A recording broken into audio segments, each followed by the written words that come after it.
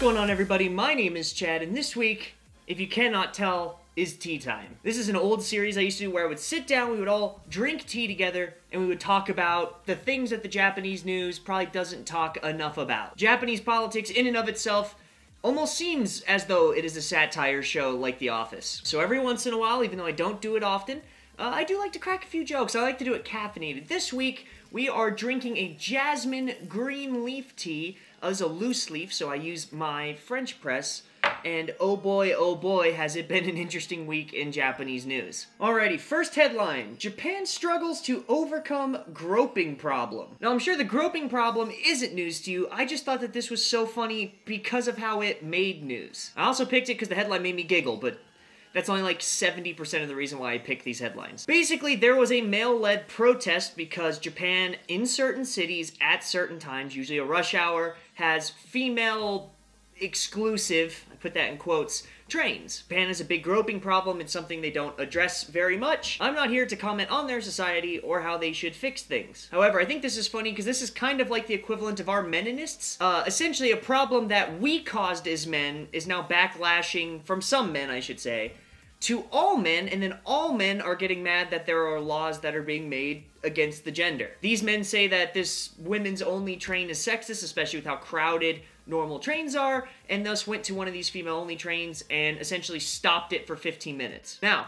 this story, one of the reasons I thought this was funny was this on its own would not normally be newsworthy if it wasn't for the fact that they delayed or slowed the trains for 15 minutes. It even says in the article that it's newsworthy because it delayed everyone else. It inconvenienced the rest of the people that are going to be riding the train that day. Now, I can't really comment on whether this is sexism or whatever. I don't really have a dog to put in that fight. However, I will say this. One of the reasons I also picked this was because I also was groped on a train in Japan. I was sitting down next to this hot old broad. No, I was sitting down next to this probably 50-something old lady. She had a mask on. And as we got closer and closer to the city, more people started to cram in, so it wasn't very easy to move around. And I guess she kind of thought, oh, well, here's my chance. And she started grabbing my upper thigh. Now, I'm not saying this to hashtag me too or anything, because I didn't do anything about it. I didn't go, hey, knock it off, or like, take her hand up. I didn't do any of that. As far as I'm concerned, if she's ballsy enough to grab the upper thigh of a 6'2" tall rugby-playing white foreigner, she's got...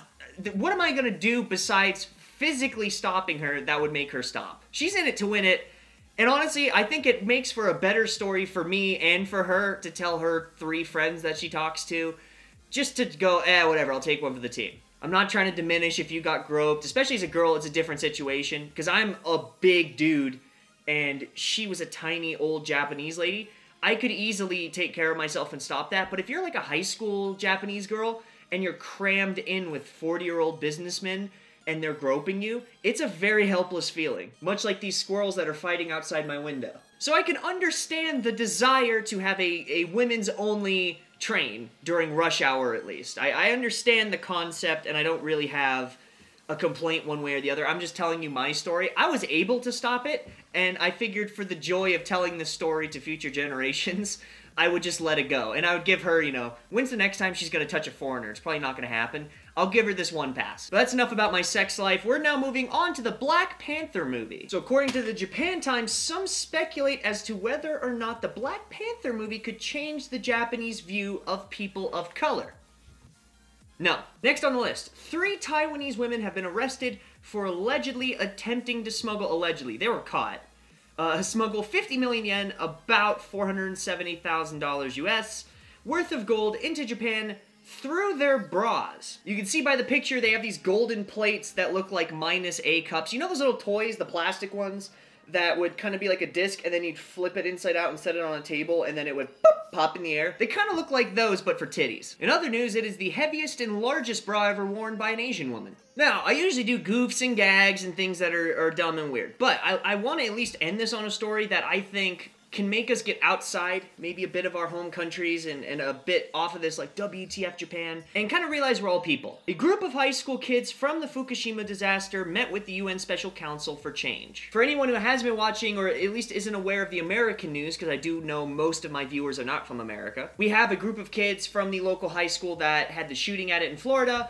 going around meeting with politicians and different groups trying to get gun reform going. I'm not going to throw my bones into those. You guys have heard enough American politics. I just want to say how interesting these kids are.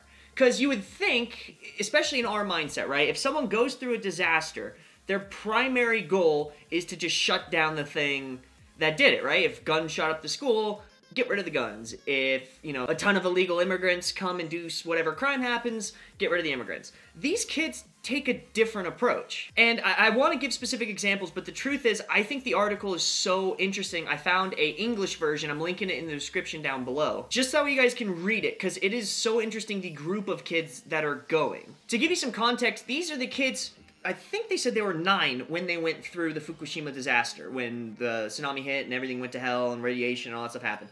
A lot of these kids lost their homes to contamination, not even the flood, but that their homes were so radioactive they couldn't go back. And these kids all still live in that area now that the biohazard's been cleaned up. But now they're talking in a way that I don't think I even could if I went through that. I know if I went through that, I would be like, stop nuclear energy, blah, blah, you know. This stuff destroyed my house. But these kids aren't talking like that. In fact, some of these kids want to be nuclear engineers. They want to work at nuclear power plants because they realize the necessity for them, and they realize that they want to be a part of future solutions instead of just outright banning the technology. If you read on, some of them think that, and especially if you read a lot of these kids' personal interviews with other news sources, that it was something that should not have been built there, and that there were a lot of fail-safes in government that failed, probably due to corruption, but, you know, you can't necessarily prove corruption. There were no tax receipts to bribes, I guess. But they want to be a part of a future of safer nuclear power instead of just saying ban nuclear power. Imagine being a kid who gets shot up in school and saying, I actually not only want to get into politics to make safer rules and to enforce them, I want to be police officers that go to these schools so they're not cowards like the ones in Florida. I want to be in the gun manufacturing and designing spectrums of work so I can make safer firearms and make firearms harder for people to abuse. They're not about banning them. They want to be a part of future solutions. And when I think about that, it makes my brain hurt because these kids are 16, 17, and they show so much more emotional maturity after going through something so traumatic than I have 6, 7 years their senior. It makes me want to be a better person, and it makes me want to actually, it makes me want to be a better person just hearing about these kids. Because some of them do want, some of these kids, I should say, I shouldn't categorize all of them. This is a group of kids. Some of them do want no more nuclear power. Some of them are totally down for it. But they all come together as a group. This wasn't like the UN invited these kids. All these kids came together on their own and went and asked the UN to help. I think that's amazing how it would be like kids who both want gun control or gun bannings and people that want more mental health stuff both came together to be a part of a solution. And I would love to see our youth do that. I would love to see us as just communities, our blocks, our streets do that. I'll leave you guys with a quote. This is actually from one of the girls who was 9 when she lost her house. I really want our hometown to be a symbol for the world, like Hiroshima and Nagasaki appear as a symbol of world peace. She's 17. She realizes that when you look back at Hiroshima and Nagasaki, they don't want those cities to be pitied. They don't want it to be... It is the sad thing, but it is not a pity hole. It is not this, you know, credit, oh, well, we're from Hiroshima, so we get to be victims. Hiroshima and Nagasaki took these things and actually made it, these cities, a symbol for world peace and denuclearization. This girl wants the same thing for her city. She wants it to be a symbol of hope. And, you know, when people think of Parkland or Columbine or all these things, you often think of these sad, pitiful events, and you get this victim mentality. And imagine trying to live in a world where you look at that as hope for the future, hope for stuff to change, hope for stuff to get better instead of this kind of scar that we go back to that pains us. That's the hindsight that this 17-year-old girl has, and the foresight to look to a future where that can be possible. That's the type of world I want to live in, and that's the type of world I want to leave you guys with. If you guys like this video, be sure to like it down below. If you have any questions, comments, concerns, or compliments, leave them in the box down below. I do read all of them, and I answer the ones that need answering. If you guys like this video or any of my other Japan-type videos, I have a backlog, actually, of 250 different Japanese videos where I talk about Japan, Japanese culture, Japanese language. I get you overseas quicker, sooner, and happier with less strain, unlike all of my first trips, and I do it all for free because I am passionate about this and I like helping people. I also like tea, that doesn't hurt. If you would like to contribute back to my channel, although it is not necessary, I will do this without any sort of giving back because I just like giving. There's a couple ways to do it. First one is subscribe. If you guys sub, it helps me tremendously. If you guys like the video or do any sort of engagement in the comments, it helps this video get found by more people, helps more people find my channel. It's a big whoop. I'm actually only 320 subs at the time of filming this, away from 10,000 subscribers. So another good way to share this and to help me actually is to share it with a friend or a family member or someone, or maybe a group. Are you guys a part of a group of people that are studying Japanese, a Japanese class, a Facebook group for anime? Anything you can do to just share my channel would mean a tremendous amount to me. The next one you could do, and this is obviously for the highest tier, the people that really want to give back. Don't worry about doing this. I will help you no matter what. But if you would like to help me, consider giving on Patreon. Patreons make all of this possible, such as these beautiful people. I also have a P.O. box. I don't shout it out much. It's in all my descriptions. I don't get letters often, but when I do, they mean a ton to me. So if you would like to write me a handwritten letter, send it to the P.O. box down below, and I might actually open some on camera. I don't know. I don't like crying, but I do like reading what you guys have to say. Either way, thank you guys so much for watching. I really love doing these, but I only do them when I find stories that I find fitting, so I can't promise I'll do it, next week or the week after, but I would like to do these more often. Alright, be kind to one another, love hard, love deep. I will see you guys on Saturday.